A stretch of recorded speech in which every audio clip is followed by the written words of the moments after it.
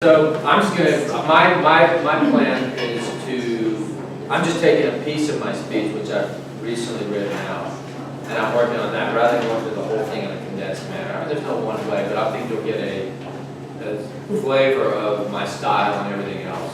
So Brent, if you would introduce yourself and just tell us. Yeah, Got it. I've got notes. So who is the audience Okay. and demographics, et cetera, and what is the big picture of your speech?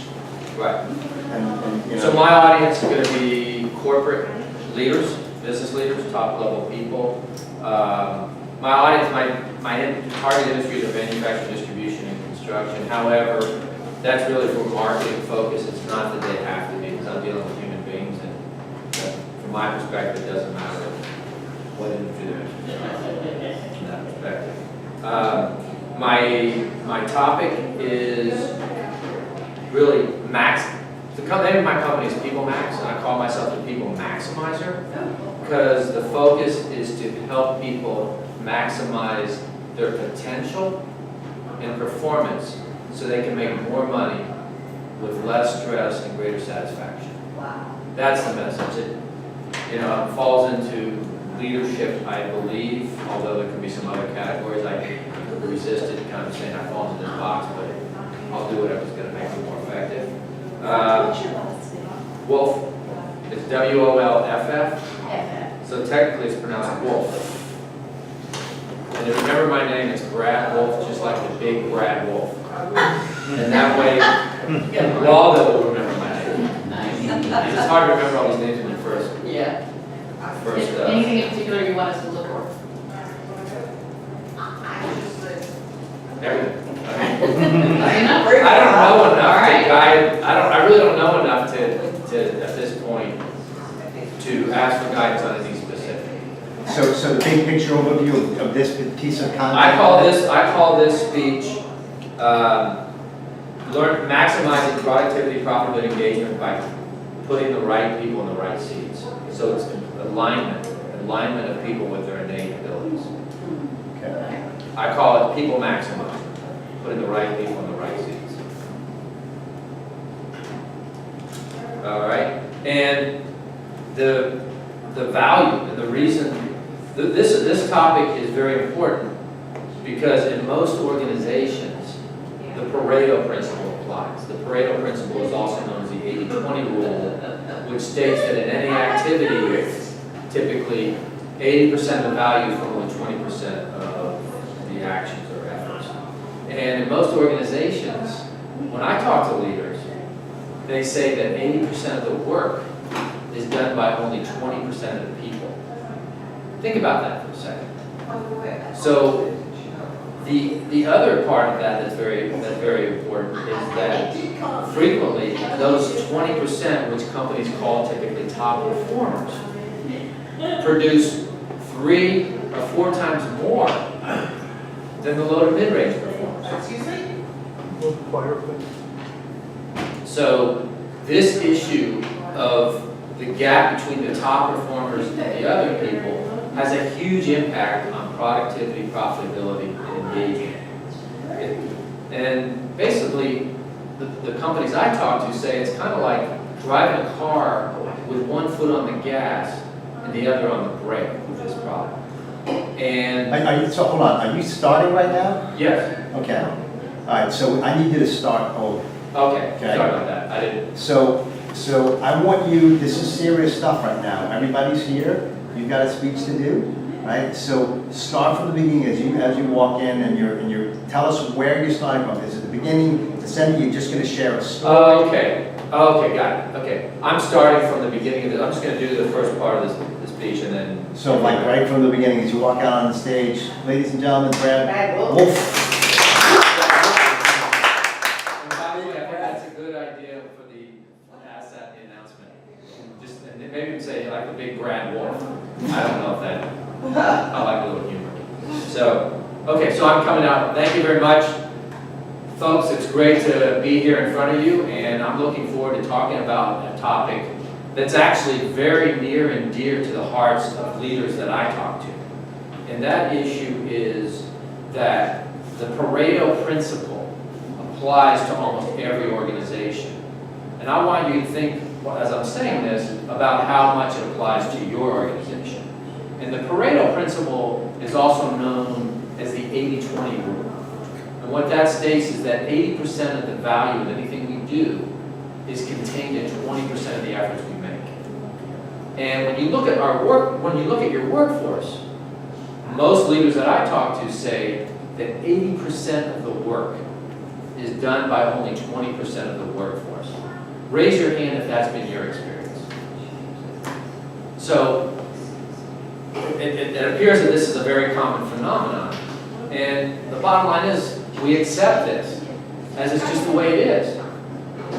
Let me go a little further on this topic about the magnitude of effect it has on your productivity and profitability.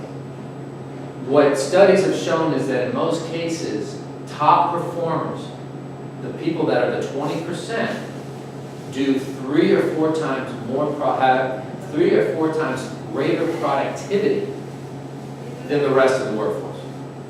So what that basically means is that if you have 10 people doing a job and 2 of them are top performers, you may only need 3 top performers to do that job that 10 people were doing. So that's how significant this issue is.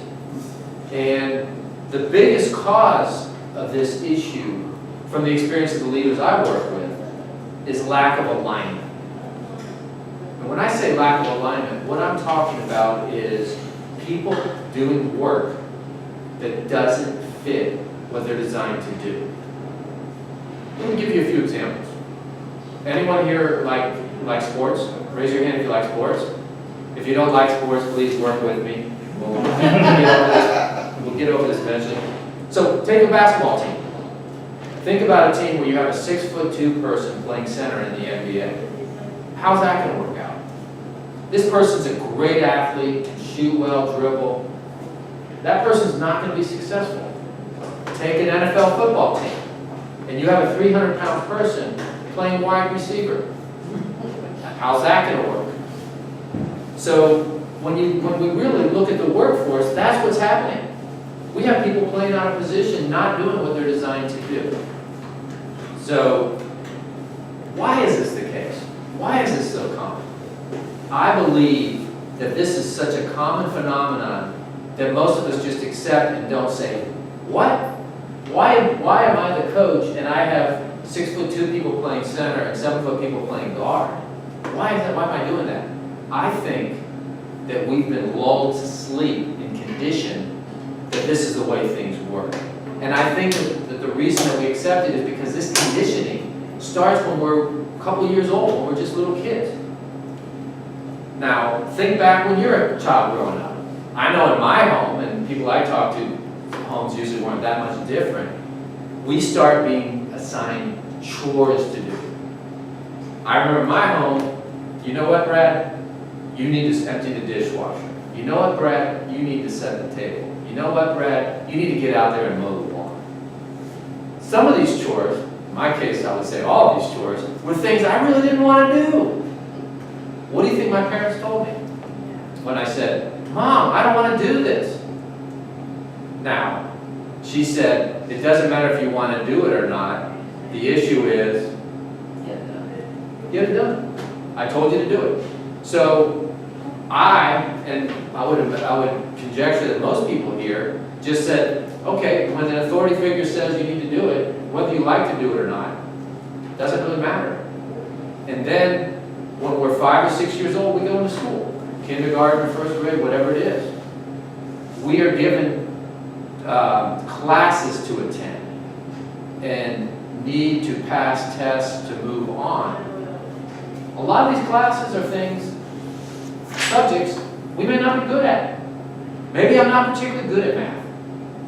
Maybe not good at reading.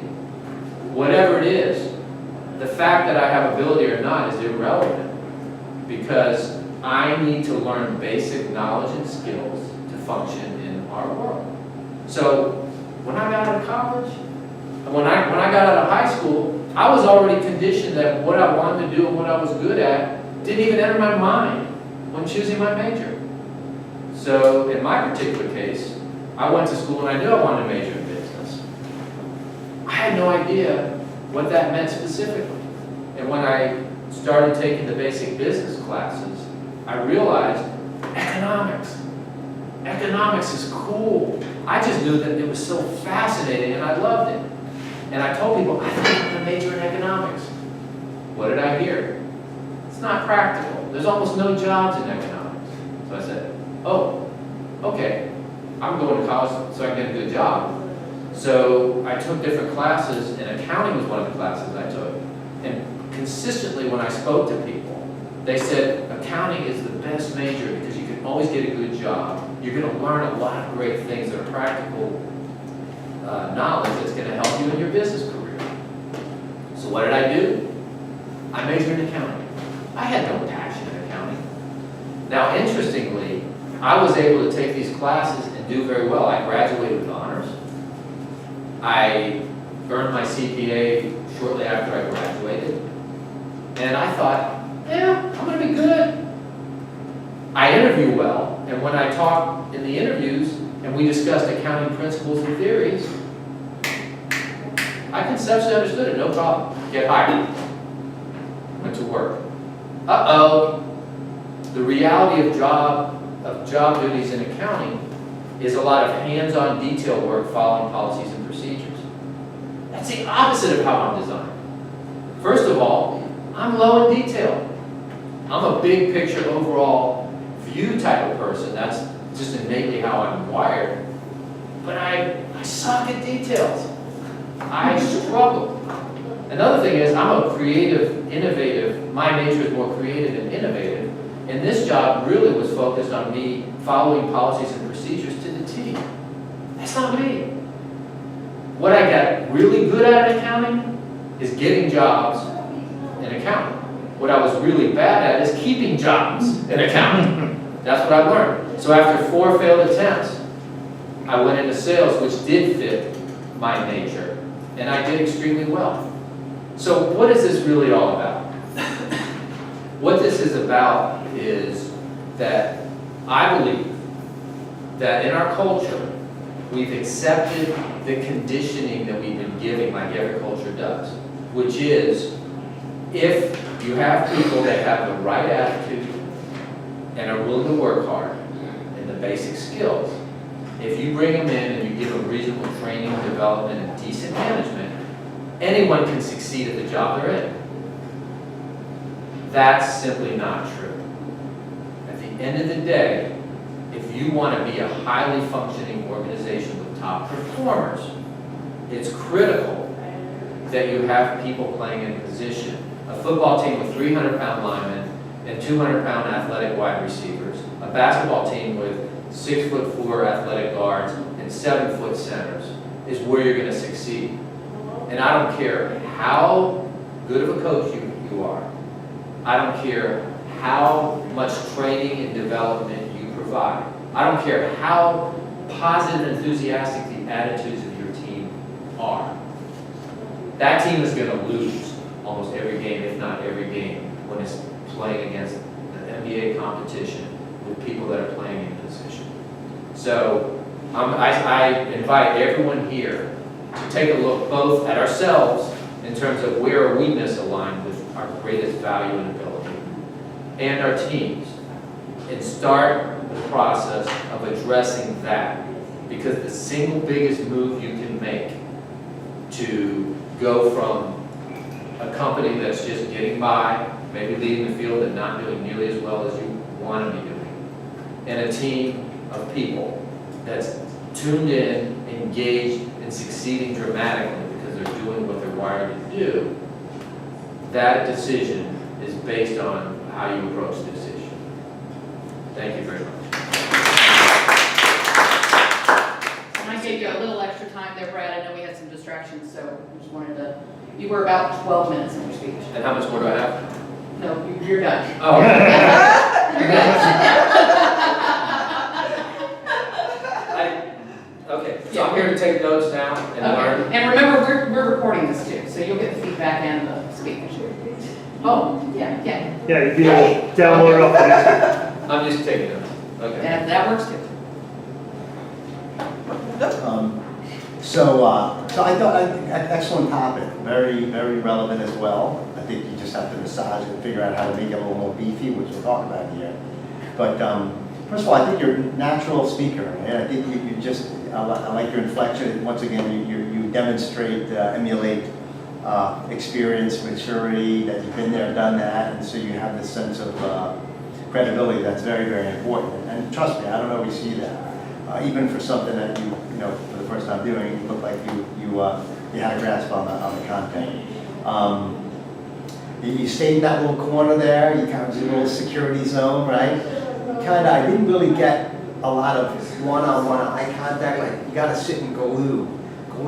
I have a saying, talk to one, talk to all. If I'm talking to one, I'm talking to you all. You can't escape me, because we're gonna lock eyes. And you better work, right? And so capture them in, and it just, and then sometimes the people like, he's really getting some eye contact. One, he's gonna look at me, I better not be down in my iPhone or doing something else. I think we pay attention a little bit more as well, just a technique. And then maybe just flow on the side, sit on this side for a little bit, maybe when you're changing topics, right? Okay, and then use your hands a little bit more, you know. So what we learned was blah, blah, blah, and then you move over here. Here's the point. So I'd like to talk next about blah, blah, blah. Those are little techniques, but it subconsciously helps people kind of stay with you, makes you more engaging. Now I know Toastmasters say you should never pace, but pacing tigers are just as mesmerizing. Okay, I'm not a big advocate for the classic. You said too many uhs. Speaking of uhs, you said too many. I counted too many. Well, that's okay. And you pace too much. Well, are you able to really grab their heart and their throats at times? And that's one thing I think that you both lack a little bit, is that emotional connection. That, right? Just like a sizzle wheel, like your video. You gotta show that passion. You gotta be that, and you can be passionate by saying big pauses, talking really loud, having some good eye contact. You don't need to be some gregarious, high energy guy, which I'm generally, right? Sometimes I just learn to plan, look, pause, and sometimes when we talk quieter, it's more effective than talking loud. You guys with me? And those things will come with time, and then you're creating this experience, not just a speech. An experience, especially if you're going to do a 30 to 60 minute keynote, right? So you need a little bit of emotional context. I call it the texture of your speech. You have a little bit more than him, but I want you to just think about that type of stuff, right? And these are when you learn golf, some people can have a decent golf swing, but if they don't learn it right up front, it's stuck with them for a long time. So as you enter this new foray of being a speaker, keynote speaker, whatever, you gotta think about those things, because they're all important. One thing that I had issue with is you automatically outsourced your thought leadership to Pareto. We paid you $10,000, Mr. Brad.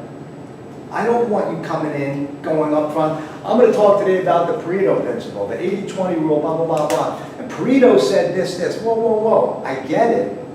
But do you see how you're kind of like, well, shit, we should have just read the Pareto principle. You know? Maybe we should have hired him. He's the expert. I'm not saying it's not relevant and you should not use it. But don't go out there and start talking about somebody else's thought leadership. You're the pro. You're the expert. We just paid you $10,000. So I could say, most organizations find that 80% of the work is done by, I can do that without citing Pareto. Well, you can say, how many folks have heard of 80% of the Pareto rule? 80% of the people getting 20% of the work done, right? Or something. You come out with a compelling question, right? And how many of you find yourself being part of that 20% and the rest of the people are on their iPhones and playing golf right now, right? Does that think you are, and so come out, it's okay to come out with a compelling question, right? And then boom, once again, you can get right into a potential story. I remember back when I was a corporate planner for blah, blah, blah. I remember when I was accountant with so-and-so. And I was working really hard. One of my managers, I'll never forget this guy. He was so blah, blah, blah. She did this. And I remember, it's kind of, once again, go into a little story. Like, you don't always have to start with a story. You don't. But I want to see a little bit more of an example. And I know this wasn't a classically trained keynote and all that, but just be careful. Outsource your IP. Okay? Okay? You're the pro, you're the expert. I used to say quotes, once in a while I'll quote a Colin Powell, some others. And I remember somebody saying, why are you quoting all these other people? Quote yourself. Yeah. Here's what I Yes. did. Boom, make your own quotes, make your own thought leadership. You've got, once again, 35 years of life experience there, Big Brad, right? Show us the knowledge, show us, right? So these are master level MBA type of thinking that I want you to think about to command a higher fee, to make you the expert. Everybody in here has great expertise, a lot of seasoning in there. Show that, okay? I love the analogy of the sports thing, the 300-pound. Yeah. I got the 300-pound linebacker playing wide receiver as opposed to the 6'2" center, because remember, half the audience in this room are female. 6'2" sounds tall to me. 6'2" Yeah, sounds tall, right? Not to me, but I'm special. Right, and so, and then we're not gonna, and then you get to, we're not gonna have Julia Childs teaching us how to cook up a McDonald's hamburger or whatever. Or kind of, Yeah. or something that knows, and once again, depending on the, That plays to the female crowd, right? Yeah. or not, even more I just important than have that, the demographics of the crowd, the age of the crowd, Yeah. the audience, who you're talking to, but make sure you're getting both in there, right? Make sure you're getting both in I can there. even do acting. You imagine this person playing this part. Right, That could be a good one. Yeah. That could be an interesting Right, one. right, Yeah. so something common. I don't have to do just sports, and I thought if I apologize in advance if you're not a sports. No, but you see, that's wasted time. That's low-fee keynote. That's low-fee, non-thought leader expertise. So I can use it when I'm speaking for free to get started. But that's why you're here, exposing your chest to No. daggers, showing up, Yeah. right? Yeah. So, But I'm here to learn to be the big paid speaker, not to and be you the. will, and you yeah. will, and Yeah. you will, and just like I have, embarrassing myself 1,001 times in front of people, still doing it today, not as much, but it happens, right? So this is when, so you're learning all that. So try to get both. And remember, you need economy of words, economy of words. How long should a speech be? So that's, It's gonna vary. that's gonna be. Got that, it's like, it absolutely depends. That's a wrong question then. It's Right. TEDx, 18 minutes. Yeah. Yes. It's almost like what you charge for consulting. Are you charging on results? Are you charging on hourly work, If I can solve your problem in 10 minutes of coaching, that's worth a lot more money than doing an engagement for 6 months or a month, right? Doesn't make a difference. So what's the ROI? And remember, folks, you all have experience and all have levels. You gotta bring that to the table. Well, the ROI, I'm gonna talk about that. Right. That, I'm gonna give a story that illustrates a typical example and things like that. Right. So this is really helpful because it allowed me to get some of the starting basics with respect to style and, some of the style and some of the thought process. Right. Yeah, so this is extremely helpful. Got it. And remember, this is just my context and everybody else's feedback. I'm sure they have some words. And don't always trust everything that your quote-unquote coach or feedback says. It's got to go through your frame, your perspective, and make sure it's congruent with your DNA and what's important to you. And I already apologized to Pareto for what you said, so don't worry. Okay, great. You guys get what I'm saying, right? Yeah, So sure. and I do a lot of writing, and that's where I've been published and things like that. And, I've written articles, like for example, Entrepreneur published an article I wrote 6 weeks ago, and they were demanding that I cited research for different things. That's So great. I'm so accustomed Right. with writing to Right. citing external authoritative sources Well, and he's that I'm also, thinking, so I'm kind of transferring some of that, and I'm kind of correct. wrestling with that part. Yeah. Well, and what I love about what you're saying, Waldo, too, and owning your own IP, and I think that's true whether you are speaking for free or you're getting paid $10,000 a speech. Saying I deserve to be up here, I have something to share, and you're going to get something of value from it. And the research and the references are still valuable, just not as your starting out point, maybe. Right, and I think also writing and speaking are probably different. I'm kind of learning the distinctions. Is writing, there's an element of, where's your research? How do you back up these statements? Speaking, they're coming to me from my unique perspective. So maybe that's part of the distinction that I'm working through, is I feel like I need to back things up with external references and because I'm so conditioned with writing. And but that's okay, because you're more of a content speaker, same with you, right? But still, more than ever, you need personality, you need that emotional context and everything. But you also need to plant your flag in the ground and make no uncertain terms that these people better pay attention, because Big Bad Brad's got some content, right? Yeah. And so you need to get that. And so it just took a while for you to get there, and nothing I heard was truly compelling, in all due respect. Nothing I heard was compelling. Such a good stories, but it was and I did this and accounting and blah, blah, blah. You know, I'm like, okay, make it about me. How many folks have ever been in a position that they felt that they weren't passionate about, right? How many folks have people working for you when they walk in the door, you give them a task to do, they may be doing it right, but they're lacking the drive, the passion, the extra effort. This is what we need in America today, in particular manufacturing where I play, where blah, blah, blah, blah, blah, blah, blah, right? So it's compelling questions as opposed to statements Possibly. in some of these cases. Because Possibly. it draws into their own unique experience, Right, which brings up their right. emotions. A compelling question that gets them thinking and perhaps gets them feeling uncomfortable. Right. Now, you said that you're dealing with leaders, right? Leaders in the manufacturing space and general executives. And so that's why when you're doing a speech, you have to have perfect clarity on who's in the room, what is the context, what are their issues and challenges. Is it a mixed crowd? Very difficult. We've got millennials, we've got executives, we've got sales teams, we've got IT, cybersecurity experts, right? Or is this just division leaders of the top 100 manufacturing firms in North America and they're getting together for a conference? You can't share the same type of stories necessarily with them as you would be for field sales personnel. And you can't share the same emotional context or the same stories for that matter, or brand, because they take things differently. If I'm speaking to Mass Mutual sales reps who are 0 to 5 years in the business with an 80% turnover rate, extremely different questions and energy that I share with them as opposed to CEOs of CPG companies that I work with. I do the same speech, they'll be flinging their blueberry muffins from breakfast. You're done. You with me? Yeah. And so you gotta So it's know, customizing to the audience. right, Yeah. right?